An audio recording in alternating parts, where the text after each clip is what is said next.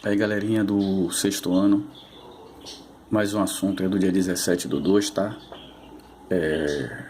Formação e constituição do solo, certo? A página é a 343, tá, galera? Tá aí, ó. Vamos lá, então. O processo de formação dos solos é chamado de pedogênese e ocorre principalmente em razão da ação do intemperismo, né? Esse intemperismo é responsável pelo desgaste de rochas original, que são chamadas de rocha-mãe, e a sua gradativa transformação em sedimentos, tá? Que darão aí origem a material que compõe o solo, certinho? Quais são os elementos que originam o solo? Basicamente, né, os solos formam-se a partir do processo de decomposição, tá, galera?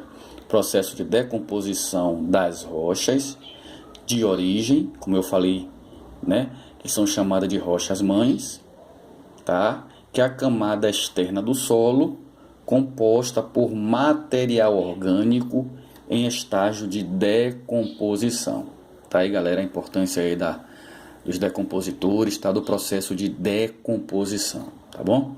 Quais são os 5 fatores de formação do solo?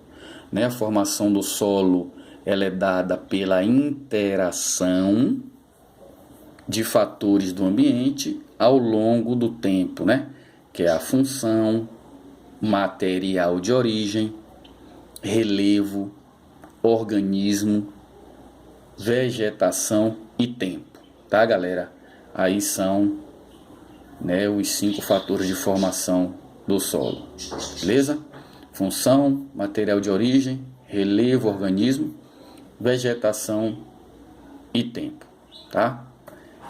Como se originou vários tipos de solo, tá? Os solos, eles originam-se do processo de decomposição ou degradação das rochas. Observe, galera, que sempre falamos da decomposição ou degradação das rochas, né? Graças à ação, como eu falei, do intemperismo, que são os desgastes das rochas, tá?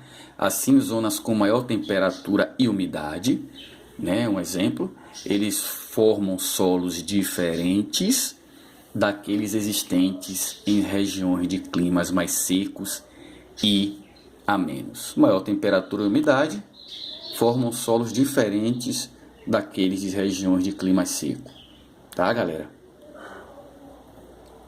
Quais são os principais tipos de solo, tá, galera? Aqui é a formação, tá? Os principais tipos, tá, de solo. A areia no geral, tá, galera?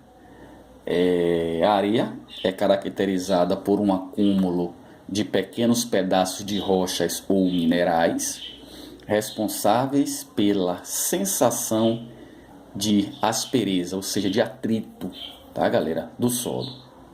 O silt, que é o outro exemplo, né? Areia, o silt, a argila, o arenoso, né? Aí vem argiloso, humoso, né? Que é orgânico, argissolos e cambissolos, tá, galera? Aí nós temos aí os principais tipos de solos, certo? A interação entre o solo e o meio ambiente, né? Página 344, tá aqui, galera, ó. Interação entre o solo e o meio ambiente. O solo é a moradia, tá? E o chão de diversos seres vivos, tá? É nele e sobre ele que plantas crescem e animais se alimentam delas e interagem uns com os outros na forma de cadeias alimentares e relações harmônicas ou desarmônicas, certinho? O que vem a ser a interação entre os seres vivos, tá? As relações ecológicas são interações entre os seres vivos que vivem em um determinado ambiente.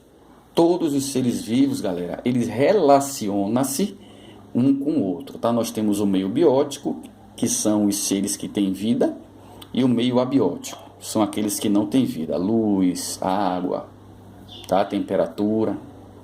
Então um se relaciona com o outro.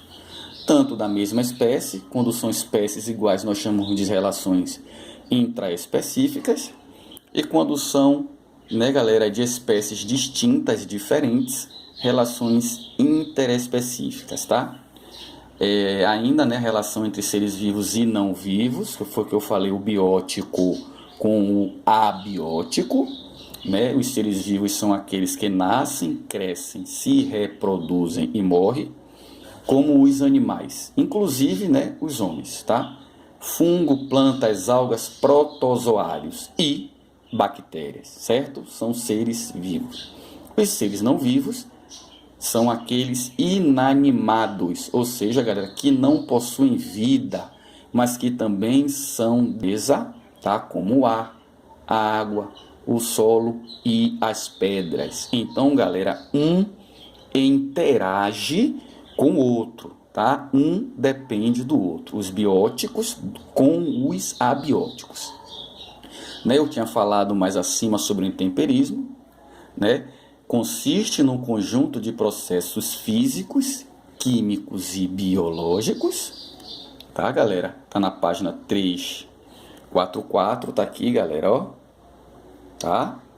Consiste num conjunto de processos físicos, químicos e biológicos que provoca o desgaste das rochas ao longo do tempo.